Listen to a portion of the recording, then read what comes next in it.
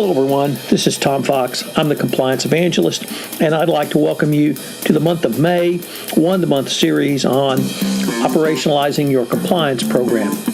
In this month, I will focus on the use of your human resources function to help you operationalize your compliance program.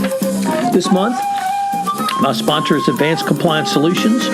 Advanced Compliance Solutions is your one-stop shop for all compliance-related services. Advanced Compliance Solutions has a new, exciting service offering called the Compliance Alliance, which is a three-step program that will provide you and your team a background into compliance and the FCPA, so you can consider how your product or service fits the needs of the compliance officer, the compliance practitioner, and the compliance professional. It includes a boot camp, a podcast series, sponsorship, and an in-person training. Each section builds on the other and provides your customer service and sales teams with the knowledge they need to have intelligent conversations with compliance officers and decision makers. When the program is complete, your teams will be armed with the knowledge they need to sell and service every new compliance client. Interested people should contact myself, Tom Fox. In the evaluation of corporate compliance programs issued by the Department of Justice, there was a section on incentives and discipline. This spoke directly to the need of the HR function in compliance. Or several other parts of the evaluation which speak to the integration of compliance into your HR function to fully operationalize your compliance program.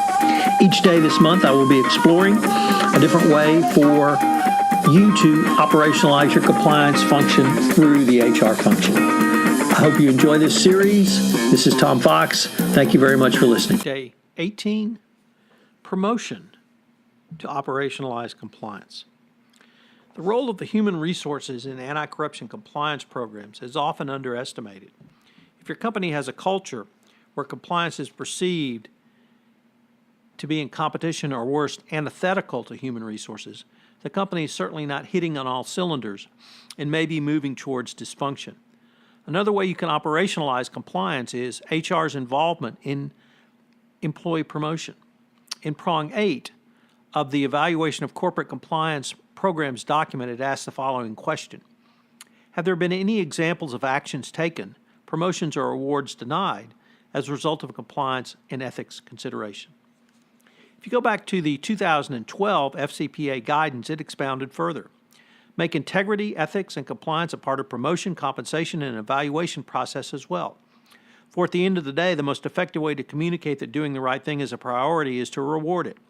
Conversely, if the employees are led to believe that when it comes to compensation and career advancement, all that counts is short-term profitability and that cutting ethical corners is an acceptable way of getting there, they'll perform to that measure.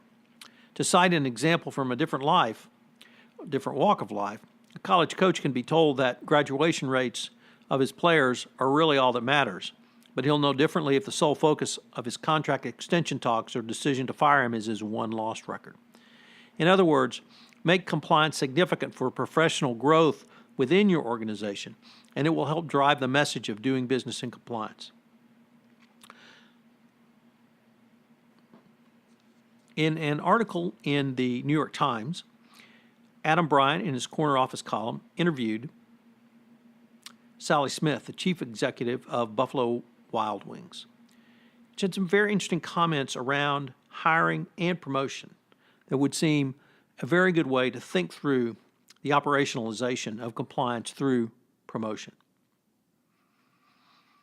One of Smith's cornerstones is to search for the best person for any open position, whether through external hire or internal promotion. At Buffalo Wild Wings, they use the phrase wait for grade in hiring and promotion. When you have an open position, don't settle for someone who doesn't quite have the cultural match or skill set you want. Wait for the right person, and I would say within the compliance function, this is as critical as well. You don't want someone who does not have the compliance toolkit and skills in a position that you might hire them for. There are some different skills which Smith uses to help make such a determination. She assumes anyone she visits with has technical competency. So she wants to know what the person is about. What are their values? What are their ethics? How does all that relate together? Passion and curiosity are other areas that Smith believes are important to probe during the promotion process. In the area of passion, Smith will often ask, what do you do in your free time? If you're passionate about something, I know that that passion will be brought to the workplace. Curiosity is equally important because it helps determine whether a prospective promoted employee will fit into the culture at the next position. She looks for curiosity because if you're curious and you're thinking about how things work, it not only fits into the corporate culture that she's established, but it also brings a type of person who will continually advance the ball, who will look for ways to do things more efficiently, who will look for ways to do things in compliance and ethically so that the corporation can move forward as a whole on all of those fronts. She often asks, what book had the greatest impact on them? She'll inquire about job assignments that went off the tracks. And because you can really find out lots of different information about people by asking about a failure, and more importantly, how they responded to a failure. All of this, of course, is very important for the compliance practitioner and, more importantly, for HR, because it's going to be HR that implements many of these in the hiring practice. By asking questions about compliance, you can not only find out about the candidate's thoughts on compliance, but you can also begin to communicate the importance of compliance and reinforce that throughout the process. Even if this is a promotion, and more particularly so if this is a promotion, it gives you the opportunity to more fully communicate the company's commitment to compliance. Once again, if you think through the life cycle of employment relations, it's pretty clear that multiple HR touch points are at every point. Obviously, many people understand the hiring touch point, but the promotion touch point can be equally powerful because here you have the opportunity to re-emphasize and reinvigorate the message in compliance. But think about the phrase, wait for great. If you have a high-risk position that you are hiring for, why not wait until you have found someone who will do business ethically and in compliance with your company policy for that position? If you're going to hire a salesman for West Africa, Central Asia, the Far East, or unfortunately now Brazil, which as of Q1 in 2017 has the highest number of companies with open investigations are all around Brazil. If you're going to have a salesperson in one of those countries, in Brazil or China, which is number 2, you should have someone who does business ethically and is attuned to the compliance rules and regulations of your company. So what are today's 3 key takeaways?